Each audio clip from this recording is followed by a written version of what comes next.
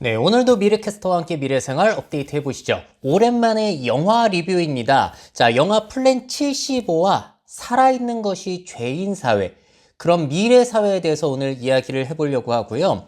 자, 이게 영화 포스터이고 또 다른 포스터를 보시게 되면은 당신의 죽음을 국가가 지원합니다 라고 하는 플랜 75의 그 홍보 포스터를 가지고 또 이렇게 또 영화 포스터가 만들어져 있어요. 자, 영화 내용 간략하게 정리해 드리자면은 고령화가 일본 사회에서 심각해지자 플랜 75라는 법안이 통과가 된 거고요. 이게 뭐냐면 75세 이상 고령자들은 죽음을 자기가 신청해가지고 안락사할 수 있는 권리를 갖게 되는 거예요. 자, 그러면서 이렇게 홍보를 합니다.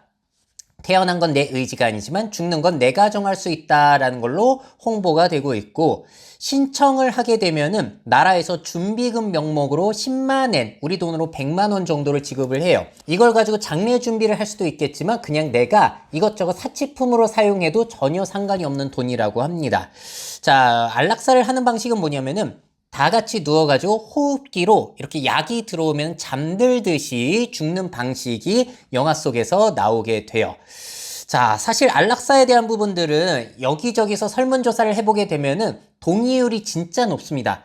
제 미래 채널에서 했을 때도 찬성이 87%, 이거는 서울대학교 병원에서 했을 때도 동의함, 매우 동의함을 합쳤을 때 76.3%로 굉장히 높아요.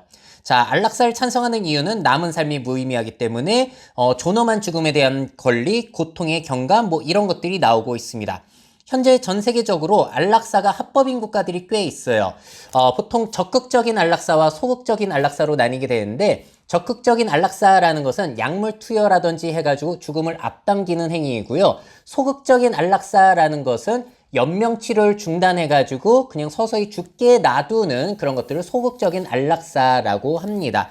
보통 적극적인 안락사든 소극적인 안락사건 치명적인 병, 이제 나을 수 없는 병에 걸렸을 때나 허용이 된다라는 것이 특징이에요.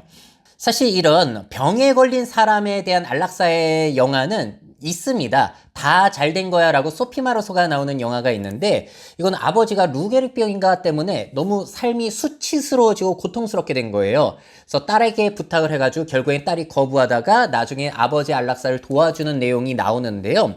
자, 이렇게 도와주는 내용이 굉장히 힘들게 나와요. 그래서 아버지의 안락사를 도와주는 것도 자식의 효도일 수도 있겠구나라고 해서 이 영화에서는 저는 안락사를 꽤나 긍정적으로 봤습니다. 거기에 대한 리뷰는 제가 영상 올려놓은 거 있으니까 보시면 되겠고요. 근데 안락사에 대한 인식이 여기에서 확 바뀌었어요.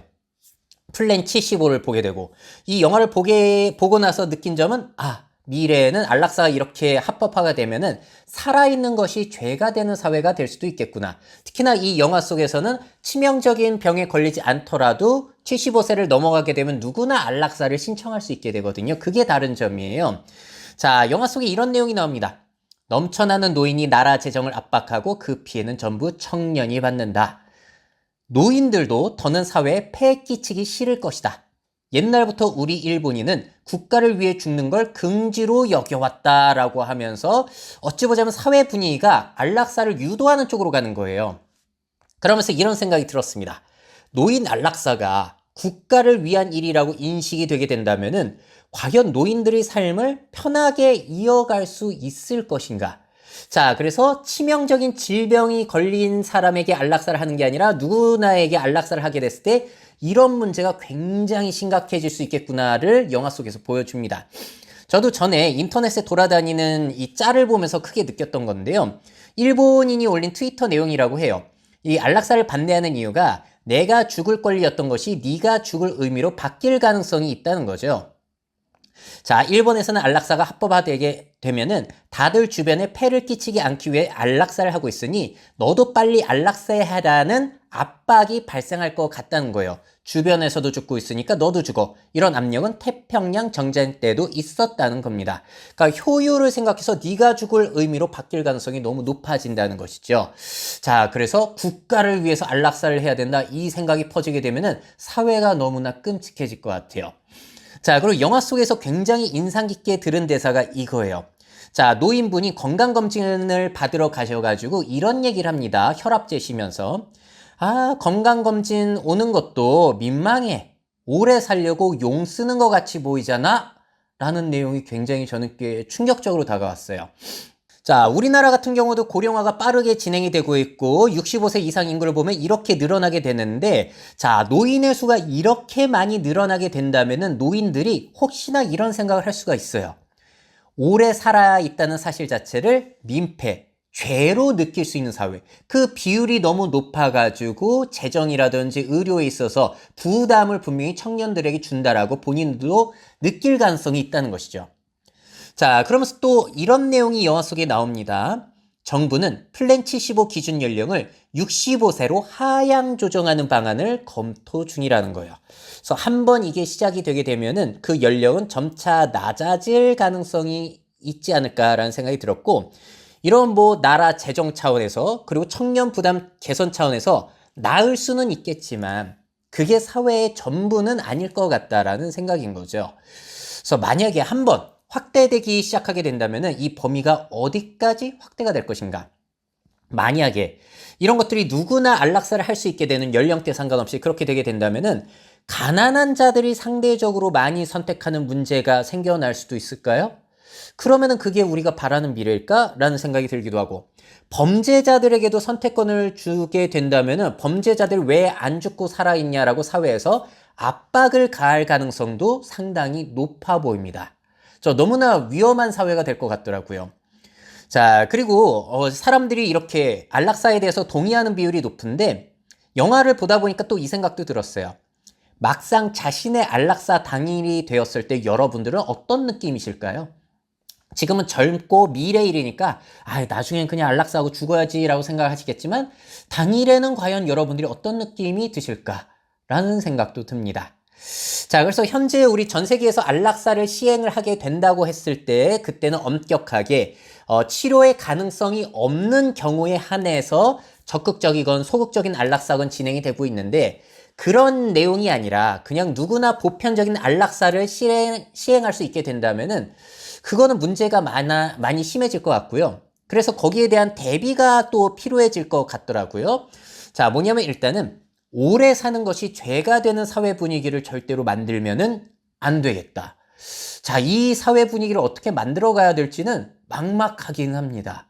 그래서 상당히 우울한 생각도 많이 드는 것 같고, 자, 그리고 엄격한 기준을 만들어서 쉽게 안락사가 허용되지 않도록 해야 된다.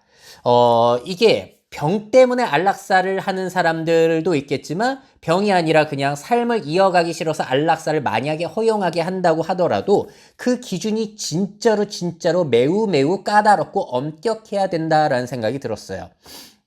자, 그리고 당연히 안락사 외에 삶의 질을 높여줄 수 있는 다른 선택지들을 마련을 해줘야겠죠. 상담이나 모임 참여, 일자리 제공, 이런 것들은 사회에 필수적으로 있어야 되는 분야이기는 할 것 같습니다. 자, 그리고 안락사 허용 대상을 노인으로만 제한해도 저는 곤란하다고 봐요. 아까도 말씀드린 것처럼 이렇게 되면은 오래 사는 것이 죄로 느껴지는, 민폐로 느껴지는 사회가 되기 때문에 연령 가지고 이렇게 차등을 두는 것도 상당히 위험하다라는 생각이 들기도 했습니다.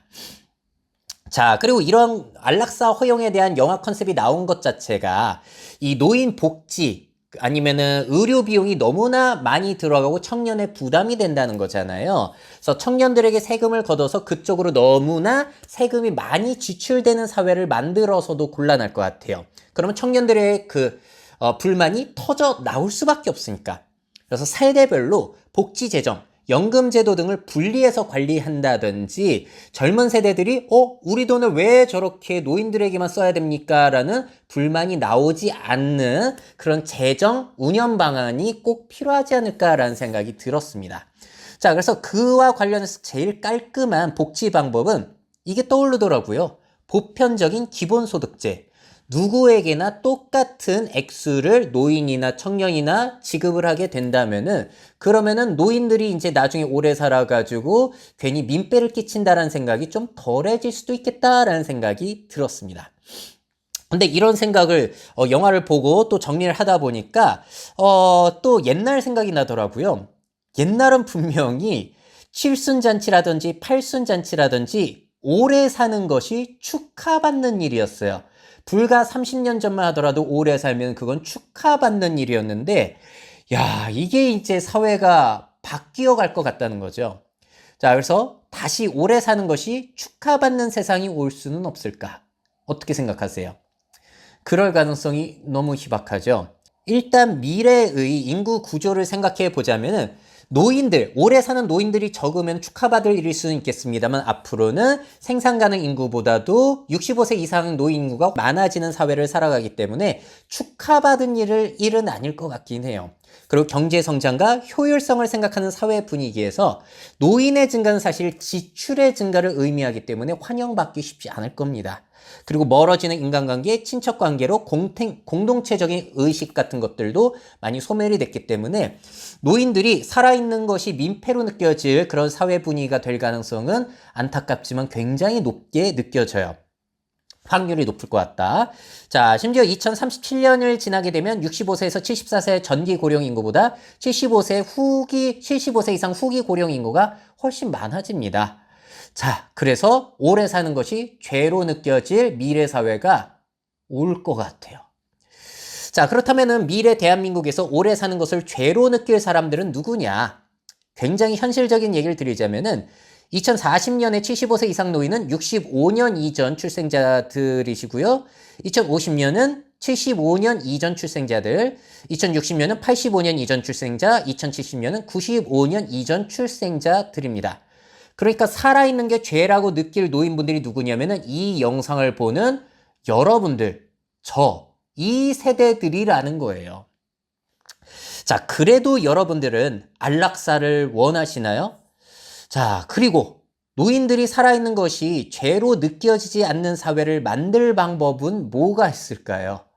자, 다양한 것들을 꼭 생각을 해가지고 대비를 해야 되겠다라는 생각을 하게 하는 영화였습니다.